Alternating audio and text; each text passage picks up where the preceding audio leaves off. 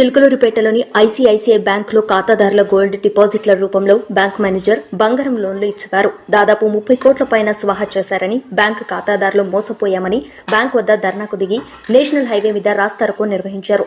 Urban CI Ramesh బాధితులతో మాట్లాడి సర్ది చెప్పి వారిని బ్యాంకు వద్దకు తీసుకెళ్లి బ్యాంకు సిబ్బందితో మాట్లాడి ఎవరైతే మోసపోయారో వారందరికీ మీరు న్యాయం చేయాలి, న్యాయం చేయకపోతే చట్టపరమైన చర్యలు తీసుకుంటామని బ్యాంకు సిబ్బందికి తెలియజేశారు.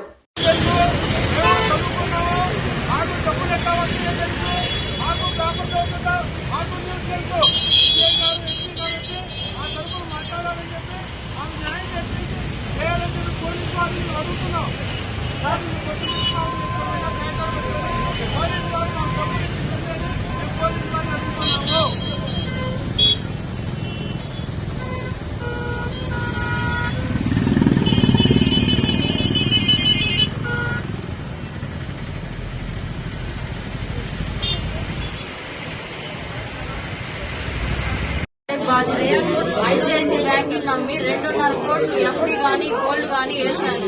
బ్యాంక్ లో ఫ్రాడ్ జరిగిందని చెప్పారు. ఇంతవరకు సమాధానం లేదు. స్టాఫ్ ని పట్టుకోలేదు. ఎఫ్డీల మీద ఓడీలు తీసుకున్నామని చెబుతున్నారు. మా సైన్ లేకుండా ఆన్లైన్ నుంచి వాళ్లే డ్రా చేసుకున్నారు. దానికి రిప్లై ఇవ్వట్లేదు. గోల్డ్ వితౌట్ లో పెట్టించారు. నేను 20 లక్షలు పెట్టాను. ఇప్పుడు 40 లక్షలు కట్టమంటే నేను ఎక్కడి నుంచి కట్టాలి? అంతా ఫ్రాడ్ జరిగింది. మాకు ఎవ్వరూ సమాధానం చెప్పట్లేదు. నిన్నటి నుంచి ఈ రకంగా తిరుగుతున్నాము. గోల్డ్ లోన్ క్లోజ్ చేశారన్నారు. మేము సైన్లు పెట్టకుండా ఎట్లా క్లోజ్ చేస్తారు? ఇక్కడ బిగ్గెస్ట్ ఫ్రాడ్ అయితే ఐసిఐసిఐ బ్యాంక్ లో జరిగింది. అది మాత్రం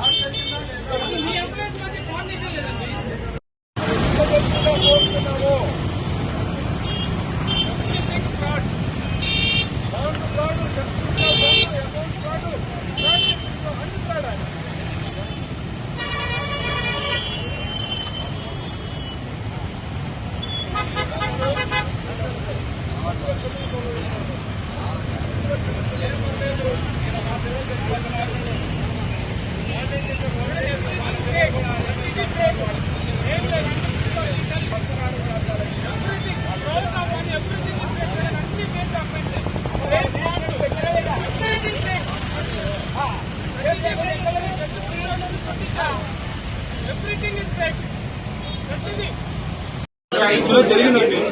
ఇప్పుడు ఎంప్లాయీస్ కమిట్మెంట్ లేకుండా, ఎంప్లాయీస్ యొక్క ప్రోత్సాహం లేకుండా ఇంత జరగదు.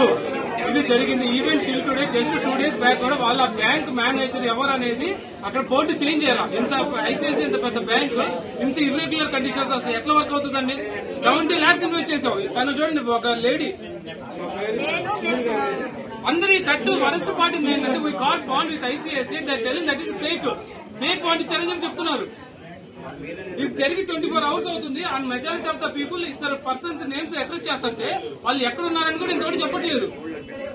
గోల్డ్ లో ఫ్రాడ్ ఉంది, బ్యాంక్ డిపాజిట్ లో ఫ్రాడ్ ఉంది, డబ్బులు రావట్లేదు. సీ దిస్ పర్సన్ చూడండి, see this person 45 lakhs invest చేశాడు.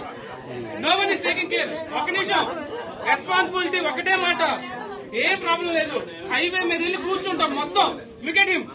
నాలాగే పాప ఉంది, 45 లక్షలు అంట. ఎవరు తీసుకున్నారని చెప్పి ఆ లేడీ చూడండి.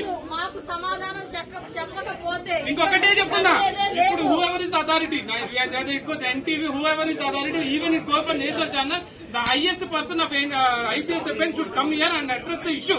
Otherwise all the people who fail with this they are going to sit on the national highway. Every person ఎవరైతే తప్పు జరిగింది ఇక్కడ, ఆ హరీష్ గాడు, నరేష్ గాడు, ఆల్ దీస్ ఫేక్ పీపుల్, ఇంత వాటికి మేనేజర్ పేరు మార్చి ఇది ఎట్లా చేసి ఇంటర్నేషనల్ బ్యాంక్ అండి? ఇంత చూడండి, look at him. 45 lakhs invest చేశాడంట. తను ₹1 ఖర్చు పెట్టుకోలేదు. 70 lakhs ఇన్వెస్ట్ చేశాం మేము. 2 crores ఇన్వెస్ట్ చేసిందంట. అక్కడ గోల్డ్ లోన్ ఇస్తే పేపర్స్ లేవు.